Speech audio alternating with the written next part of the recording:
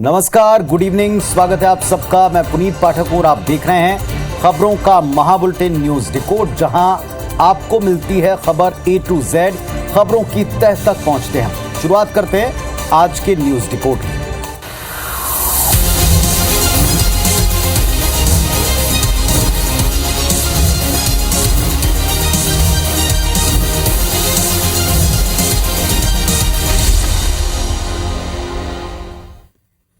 तो आज की सबसे बड़ी खबर के साथ में, सबसे बड़े बयान के साथ में हम बुलेटिन की शुरुआत कर रहे हैं, न्यूज डिकोड की शुरुआत कर रहे हैं। बयान से जुड़ी है सबसे पहले रामचरितमानस पर मुख्यमंत्री भूपेश बघेल के बयान को आपको सुनवाते हैं। अनेक प्रदेश हैं जहां रामायण की रचना, कितने भाषा में रामायण की रचना हुई, तो वो जैसे लिखे उसी प्रकार से आपको स्वीकार करने का आज की परिस्थिति में जरूरत नहीं है। जो मूल तत्व है उसकी विवेचना करिए और उसके जो सूक्ष्म तत्व को ग्रहण करिए, जो आज आपके लिए जरूरी है।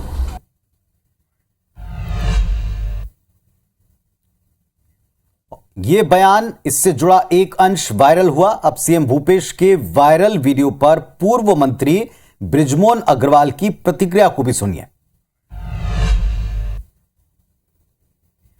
समीक्षा की बात की है, ये बहुत निंदनीय है। रामायण प्रभु राम के जीवन की लीलाओं से जुड़ा हुआ है, जो पूरे देश के लोगों को प्रेरणा देता है। परंतु आज के कांग्रेसी या भूपेश बघेल जी सत्ता लोलुप हैं और वो रामायण की समीक्षा के बात कर उन्होंने घोर निंदनीय काम किया है, पूरे सनातन का अपमान किया है और इसके लिए उनको माफी मांगना चाहिए। इससे बड़ा पाप और कोई दूसरा नहीं हो सकता कि इस देश के 90 करोड़ लोगों की भावनाओं को आहत करने का काम माननीय मुख्यमंत्री जी ने किया है। तो एक बयान आया, इस बयान का वीडियो वायरल हुआ। इस पर प्रतिक्रिया में पूर्व मंत्री बृजमोहन अग्रवाल ने जो कुछ मीडिया के समक्ष कहा, जिस तरह से उसका अर्थ लिया, वो भी आपने सुना। आपने सीएम भूपेश बघेल के बयान से जुड़ा वायरल वीडियो देख लिया है, उस पर बृजमोहन अग्रवाल की प्रतिक्रिया को आपने सुन लिया है। लेकिन क्या ये वास्तविकता है? क्या ये पूरी बात है? क्या ये पूरी तस्वीर है? क्या ये पूरा सच है? इसी तरह की खबरों की तह तक पहुंचने का काम हम न्यूज डिकोड में प्रतिदिन करते हैं और आज की सबसे बड़ी खबर है, इसलिए हम यहां से शुरू करें। इस खबर पर हम ये कहेंगे कि ये पूरी बात नहीं है, आधी बात है। कहावत आपने सुनी होगी, कौआ कान ले गया, लोग दौड़कर अपने कान को खोजते हैं, जबकि सीख सबक यह होता है कि पहले अपने कान को आप चेक करें। ऐसा ही कुछ आज सीएम भूपेश बघेल के बयान के साथ हुआ। ऐसा हम क्यों कह रहे हैं, इसका पर्याप्त आधार है। इसे समझने के लिए आप सीएम भूपेश बघेल के पूरे बयान को संदर्भ के साथ सुने, गौर से सुने, फिर हम इसको डिकोड करेंगे। सुनिए। अनेक प्रदेश हैं जहां रामायण की रचना, कितने भाषा में रामायण की रचना हुई, तो वो जैसे लिखे उसी प्रकार से आपको स्वीकार करने का आज की परिस्थिति में जरूरत नहीं है। जो मूल तत्व है उसकी विवेचना करिए और उसके जो सूक्ष्म तत्व को ग्रहण करिए, जो आज आपके लिए जरूरी है। तो और ये जो वाद विवाद कर रहे हैं वो गलत है। आप रामायण में जो अच्छी चीजें उसको ग्रहण कर लीजिए ना, उसमें जो मान लो आपको नहीं जानता उसको छोड़ दीजिए। तो जो वाद विवाद है वो गलत चीज है। आप जो अच्छी चीजें उसको ग्रहण कीजिए। इसमें कोई समीक्षा जैसी क्या भाव है, ये आप इस बयान को देखकर ही समझ गए होंगे। ऐसी कोई बात इसमें सुनाई नहीं पड़ती, दिखाई नहीं पड़ती। अब वक्त है ये बयान और बयान पर प्रतिक्रियाओं को डिकोड करने का। आपने भूपेश बघेल के बयान का पहला हिस्सा वो सुना या वायरल वीडियो देखा, फिर आपने बृजमोहन अग्रवाल की प्रतिक्रिया को सुना और इसके बाद मुख्यमंत्री भूपेश बघेल का पूरा बयान संदर्भ के साथ, तर्क के साथ सुना। असल में बात यह है कि किसी भी बात को अगर आप संदर्भ के बिना, वो बात किस बारे में कही गई है, किस विवाद के विषय में, कॉन्टेक्स्ट में कही गई है, इसे समझकर ना देखें या बात के एक हिस्से मात्र को आप सुने, तो उसका गलत अर्थ निकाला जाना स्वाभाविक है, निकाला जा सकता है और निकलवाया भी जा सकता है। किसी के बयान को बिना सुने अगर प्रतिक्रिया दी जाए तो खुद की किरकिरी होना भी तय है और ऐसा ही कुछ यहां पूर्व मंत्री बृजमोहन अग्रवाल की प्रतिक्रिया के मामले में भी दिखा है। सीएम भूपेश बघेल के पूरे बयान को सुनने पर यह बात स्पष्ट पता चल रही है कि उन्होंने रामचरितमानस या रामायण की समीक्षा की बात नहीं की, बल्कि वो ये कहते हुए साफ साफ दिखाई सुनाई पड़ रहे हैं कि पौराणिक ग्रंथों की व्याख्या आज के आधुनिक समाज के हिसाब से नहीं की जानी चाहिए। साथ ही ये कह रहे हैं कि विवाद में नहीं पड़ना चाहिए। कहा कि अगर किसी को किसी तथ्य से सहमति नहीं तो उसे ना माने, ग्रंथ की अच्छी बातों को ग्रहण करें, उनसे प्रेरणा लें। व्यर्थ उस पर विवाद या वैमनस्यता क्यों, इससे बचें। ये संदर्भ उस बयान में है, लेकिन बिना संदर्भ, बिना पूरी बात के अर्थ वैसे ही निकाले जाते हैं जैसा आपके सामने चौतरफा इस बहस में आप देख सकते हैं। कुल मिलाकर कहने का अर्थ है कि भ्रामक और गलत जानकारी आपका और समाज का नुकसान करती हैं, कई बार पहले भी कर चुकी हैं। अपील यही है, समझदारी भी इसी बात में है कि हर बयान को उसके संदर्भ के साथ आप देखें, सुने और फिर समझें। समाचार की तह तक जाएं, आधे अधूरे तथ्यों पर न जाएं। यही काम हम करते हैं। आपका भरोसेमंद IBS24 का न्यूज रिकॉर्ड करता है। चलिए आज की ये सबसे बड़ी खबर और सबसे बड़ा बयान, जिस पर पूरा दिन आपने डिबेट सुनी देखी है, अभी भी कुछ जगहों पर आप ये देख रहे हैं, लेकिन असलियत में ये कहा है कि विवाद से बचने के लिए आपको अच्छी चीजों को ग्रहण करना चाहिए। वैसे इकलौता विवाद ये नहीं, सोशल मीडिया का जमाना है और सोशल मीडिया अब सियासत का एक अस्त्र बनकर सामने आ चुका है। एक एक कही गई बात का तिल का ताड़ बनता है। मध्य प्रदेश में एक वीडियो वहां भी बहस के केंद्र में है। वीडियो क्या है, देखें आप।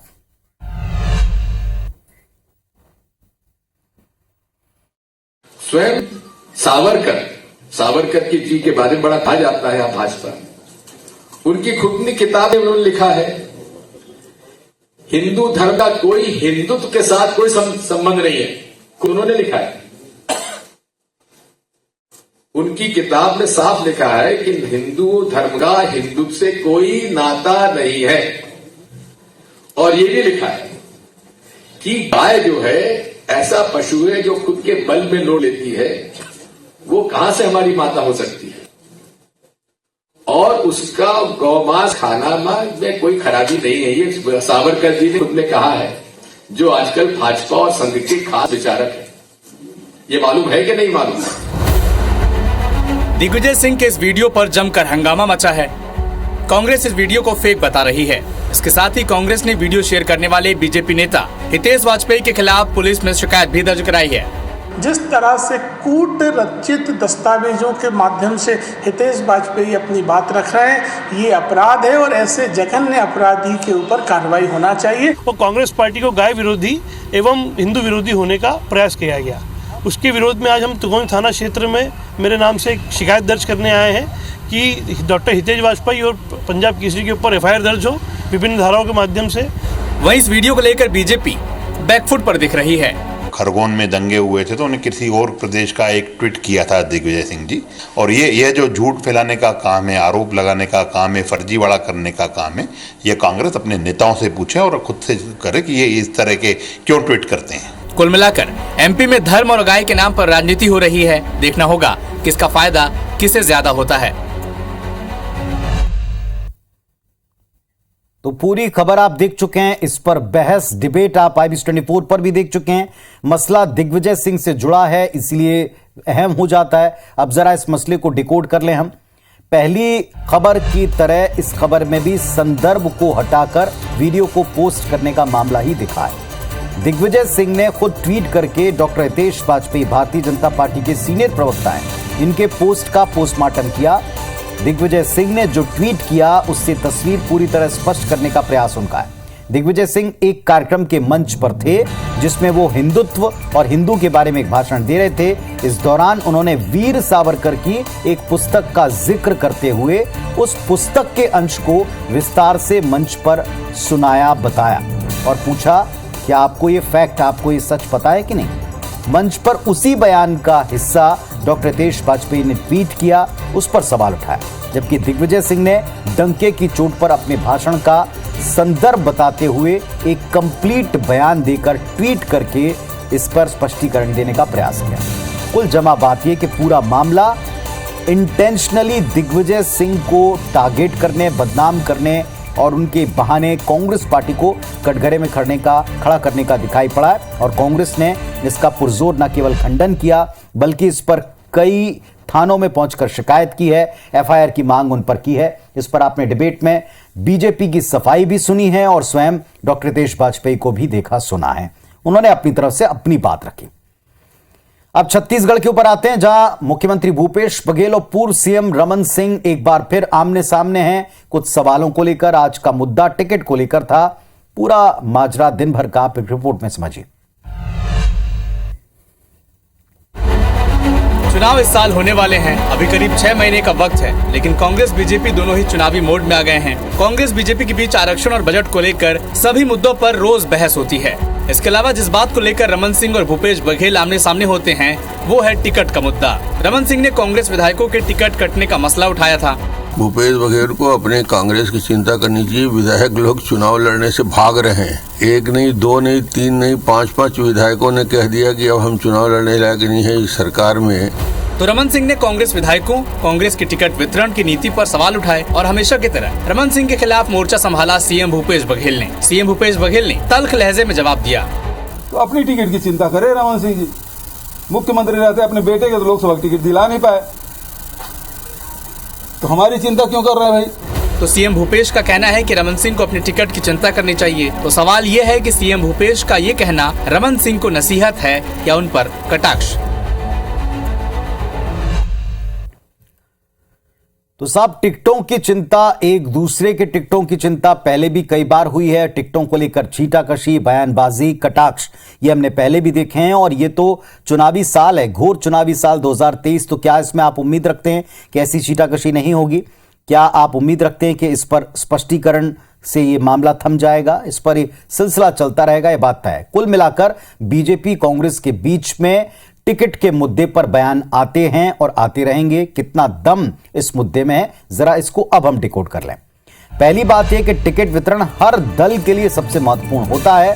हर पार्टी अपने निजी स्तर के ऊपर कुछ नियम और सर्वे के आधार पर, क्राइटेरिया के आधार के ऊपर यह टिकट डिसाइड करती है। पार्टी जिस शख्स के ऊपर जीत का दारोमदार देखती है, डाल सकती है, उसी को चुनती है। उसमें बहुत से इंटरनल समीकरण, उसी को टिकट देती है। विरोधी दल को इस बात का ख्याल रखना पड़ता है कि वो उनके सामने दमदार टिकट किसी व्यक्ति को दे पाएं ताकि वहां जीत की उम्मीद बने।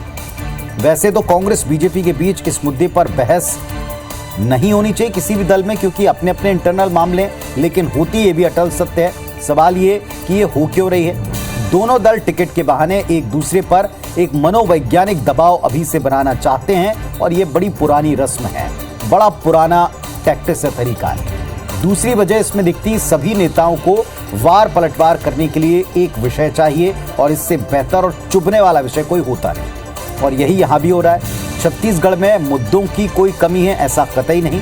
उम्मीद ये जनता करती है कि मुद्दों पर सवाल आए, मुद्दों पर जवाब दिए जाएं और सवालों के बदले केवल सवाल ना आए, क्योंकि सवालों के सिलसिले से और जवाब ना देने से जनता जो है संतुष्ट होती दिखती नहीं है। लेकिन एक ये भी सत्य है कि चाहे टिकट आप जिसको दें, वो व्यक्ति भी जनता के बीच जाएगा, तब उसको अपनी पार्टी पक्ष या विपक्ष के हिसाब से उत्तर देने होंगे, वहां बचना मुश्किल होगा। मजबूत उपस्थिति दर्ज करा के आम आदमी पार्टी अब मिशन एमपीसीजी में जुट गई है बीजेपी कांग्रेस के साथ लड़ने के लिए। बीजेपी कांग्रेस आपको अब भी यहां कोई चुनौती नहीं मानती। इस पर एक रिपोर्ट आपको दिखा रहे हैं।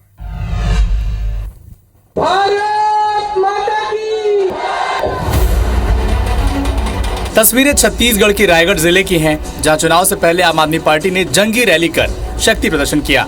वैसे तो छत्तीसगढ़ में मुख्य मुकाबला कांग्रेस और बीजेपी के बीच है, लेकिन तीसरे नंबर पर आने की रेस में आम आदमी पार्टी पूरी ताकत लगा रही है।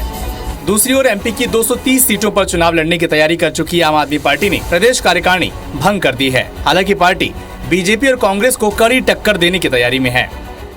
दोनों पार्टियों को लोगों ने मौका दिया, कांग्रेस को भी मौका दिया, बीजेपी को भी मौका दिया, लेकिन केवल संसाधन का लूट केवल मकसद रह गया। कहीं न कहीं छत्तीसगढ़ पीछे रह गया।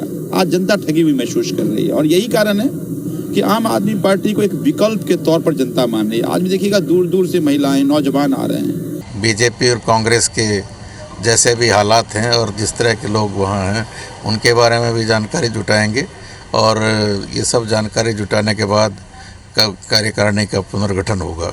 खासतौर पर आम आदमी पार्टी का फोकस एमपी पर है, जहां वो ज्यादा जोर लगा रही है। केजरीवाल खुद मार्च में दोनों प्रदेशों में चुनावी मुहिम की शुरुआत करेंगे। हालांकि कोई बड़ा और लोकप्रिय चेहरा न होने के चलते पार्टी की स्थिति थोड़ी कमजोर है। बावजूद इसके आम आदमी पार्टी की चुनावी मैनेजमेंट को देखते हुए जानकार तो फिलहाल यही बता रहे हैं कि आपका चक्रव्यूह बीजेपी और कांग्रेस दोनों को परेशान करेगा। बड़ा सवाल यही है कि आपकी तैयारी किस पर ज्यादा भारी पड़ेगी। तो आम आदमी पार्टी को अगर आप सीरियसली नहीं ले रहे हैं, दल अगर इसे खारिज करते हैं, चुनौती नहीं मानते हैं, तो ये नई बात नहीं है। लेकिन कई स्टेट में उनकी तैयारी ने, उनके परिणामों ने झटके दिए हैं या वो सारे देश में नोटिस हुए, ये भी एक सत्य है। मध्य प्रदेश, छत्तीसगढ़ में आम आदमी पार्टी गदर मचाने की ख्वाहिश तो कर रही है, तैयारी भी कर रही है, लेकिन उसके लिहाज से सियासी मौसम क्या वाकई बदल पाएगा, इस बात को हम आज डिकोड करते हैं। पहले दिल्ली और इसके बाद पंजाब में आम आदमी पार्टी की सरकार है और बड़ी मजबूत सरकार है और बड़ी दमदारी के साथ में चुनाव जीती हुई सरकार है। आम आदमी पार्टी अब देश की हिंदी पट्टी में और मध्य भाग में एंट्री करना चाहती है। एमपी, छत्तीसगढ़ की राजनीति में आज तक किसी तीसरे दल का कोई इंपॉर्टेंस रहा हो, कोई बड़ी भूमिका रही हो, ऐसा नहीं। यहां दो दलों की सरकारें आती जाती रही हैं, बदलती रही हैं। इसका सबूत हम पहले भी कई बार देख चुके हैं। बीएसपी ने ऐसा प्रयास पहले भी किया लेकिन कामयाब नहीं हुई। छत्तीसगढ़ में जनता कांग्रेस का हाल सबके सामने है, जबकि नेता यहीं के और यहां की अस्मिता से जुड़ी बातों को लेकर ही नई पार्टी का ऐलान कर रहे थे। आम आदमी पार्टी की राह दो प्रदेशों में मुश्किल होगी, बात तो तय है, लेकिन इसका यह अर्थ भी नहीं निकाला जाना चाहिए कि आम आदमी पार्टी चुनाव में कोई असर ही नहीं डाल पाएगी। आम आदमी पार्टी वोट लेगी। एक वर्ग ऐसा मौजूद है जो आम आदमी पार्टी का समर्थक है। असली सवाल ये कि आप नुकसान किसका करेगी, फायदा उसका कितना होगा ये बात की बात है, पर नुकसान करेगी तो किसका। अब तक का ये अनुभव, तजुर्बा बताता है कि आम आदमी पार्टी कांग्रेस का जो वोट बैंक है परंपरागत, उसमें सेंध लगाती आई। एक और बड़ी बात है कि आज जिसके बारे में यह आकलन किया जाता है कि आम आदमी पार्टी के पास कोई बड़े चेहरे नहीं हैं, नोन फेस नहीं है, बिल्कुल सत्य है। लेकिन यह भी उतना ही तय हमने देखा है गुजरात में या बाकी के स्टेट में कि जो कांग्रेस और बीजेपी के टिकट ना मिलने से नाराज नेता हैं, उन्होंने कई बार आपके टिकट के ऊपर उस इलाके में पार्टियों को, अपने ही पुराने दलों को डैमेज किया है। खबर संसदीय सचिव अंबिका सिंहदेव से जुड़ी हुई, जिसका एक अंश कल हमने आपको दिखाया था एक फेसबुक पोस्ट के द्वारा। संसदीय सचिव के पति ने मुझे कुछ कहना है पार्ट 3 आज जारी किया और इसमें कई गंभीर आरोपों का खुलासा हुआ। उन्होंने लिखा कि मैं चुप रहा तो गलतफहमी और बढ़ेगी। उन्होंने और क्या कहा है जिस पे कई सवाल खड़े हुए, ये रिपोर्ट में आप देख पाएंगे। ये आज का फेसबुक पोस्ट है जिससे फिर एक बार घर की बात सार्वजनिक हो गई। फेसबुक पोस्ट अमिताभ कुमार घोष का है, जो संसदीय सचिव अंबिका सिंहदेव के पति हैं। अमिताभ कुमार घोष ने एक बार फिर अपने फेसबुक पोस्ट से खलबली मचा दी। उन्होंने पत्नी पर निशाना साधते हुए लंदन से पोस्ट किया कि अंबिका सिंहदेव ने जो भी बातें कही हैं वो थोड़ी नहीं बल्कि 100% झूठ है। अमिताभ घोष ने बड़ा आरोप लगाते हुए कहा कि उनकी विधायक पत्नी अंबिका सिंहदेव उनसे मारपीट करती हैं। आखिरी बार रायपुर में 4 जनवरी 2023 को भी उसने पिटाई की थी। अमिताभ ने अंबिका सिंहदेव के उस बयान पर पलटवार किया जिसमें अंबिका सिंहदेव ने कहा था कि पूर्व मंत्री की अमर्यादित टिप्पणी से मेरे पति बहुत दुखी हैं, इसीलिए उन्होंने उनसे राजनीति छोड़ने की अपील की है। तो कल जब इसका पहला पार्ट आया था तब भी हमने आपको दिखाया, उसको डिकोड किया था कि क्यों इस पर विवाद बढ़ा, गहराया। हालांकि ये पूरी तरह से पारिवारिक मामला है, लेकिन चूंकि सार्वजनिक जीवन में है इसीलिए उन पर इतनी नजर भी है, इतनी टिप्पणियां भी हैं और आज उसका एक और अंश अपनी तरफ से सामने लाया गया। देखना होगा कि कहां तक ये मामला जाता है। छत्तीसगढ़ के मुख्यमंत्री भूपेश बघेल के काफिले की सभी गाड़ियां बदल गई हैं। 12 नई गाड़ियों को काफिले में लाया गया है और एक खास नंबर भी इसमें दिखता है। एक रिपोर्ट देख लीजिए। मंत्रोच्चार करते पंडित जी अपने काफिले की नई गाड़ियों का स्वागत करते सीएम भूपेश बघेल। तस्वीरें सीएम भूपेश बघेल के वाहन पूजन की है। मस्कुलर लुक वाली एसयूवी को मुख्यमंत्री भूपेश बघेल के काफिले में शामिल किया गया है।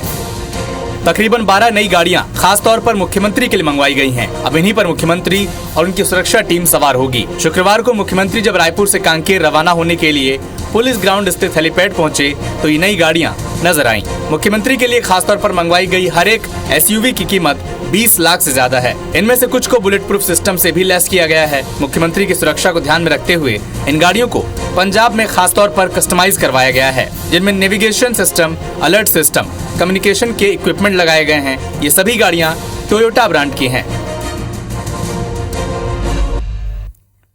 तो ये भी बहस का दिन भर एक बड़ा मुद्दा बना रहा। मुख्यमंत्री के काफिले में शामिल सभी कारों को आपने देखा, आपने नोट भी कुछ बातें की होंगी, जो बातें उठाई भी गई हैं। एक बात जो स्पष्ट तौर पर दिखी, खास बात है, उसको हम डिकोड कर रहे हैं, जिस पर दिन भर चर्चा चली। मुख्यमंत्री भूपेश बघेल जो नई SUV लेकर आए, उसका नंबर CG02BB0023 है। मुख्यमंत्री का जन्म दिनांक 23 तारीख है, 23 अगस्त पड़ता है और इस वर्ष 2023 में विधानसभा के चुनाव है। कांग्रेस इसमें अपनी चुनावी कसौटी पर खुद को साबित करने का दम लगा रही है। यही नंबर मुख्यमंत्री के काफिले में शामिल हुई तमाम गाड़ियों का है। एक और खास बात है, इसके नंबर प्लेट में लिखी सीरीज BB है। आमतौर पर सभी गाड़ियों में नंबर के पहले अल्फाबेटिक सिस्टम अंकित किया जाता है और मुख्यमंत्री भूपेश बघेल की गाड़ी में BB का अर्थ भूपेश बघेल के तौर पर निकाला जा रहा है। अपने लकी नंबर 23 को लेकर मुख्यमंत्री भूपेश बघेल काफी संजीदा रहे हैं, भावुक रहे हैं। उन्हें ये नंबर पसंद बताया जाता है। इसके पहले जब मुख्यमंत्री भूपेश बघेल कांग्रेस के प्रदेश अध्यक्ष हुआ करते थे तो उनके पास एक स्कॉर्पियो कार हुआ करती थी, उसका नंबर भी 0023 ही था। इसके बाद एक अन्य गाड़ी में भी मुख्यमंत्री भूपेश बघेल ने 0023 नंबर ही रखा था। इसे विपक्ष के जो तमाम लोग हैं वो ये बताते हैं कि ये दरअसल अंधविश्वास है। उन्होंने इस पर कई आरोप लगाए हैं और इस पर हमने बहस भी की है। और इसमें इंटरेस्टिंग बात ये कि ऐसा आरोप लगाने वाले भी इस तरह के काफिलों में नई गाड़ियों और नए नंबर, अपनी चॉइस के नंबर को लेते पहले दिखाई पड़े हैं। इसलिए उनके सवालों को क्या संजीदगी से जनता ले रही, या आप स्वयं समझते हैं। आज के न्यूज डिकोड में बस इतना ही। खबरों को डिकोड करने के लिए कल पुनः इसी मंच पर इसी वक्त आपसे मुलाकात होगी। खास विषय को हम डिकोड करेंगे। तब तक के लिए अपना परिवार का ख्याल रखें। नमस्कार, शुभ रात्रि।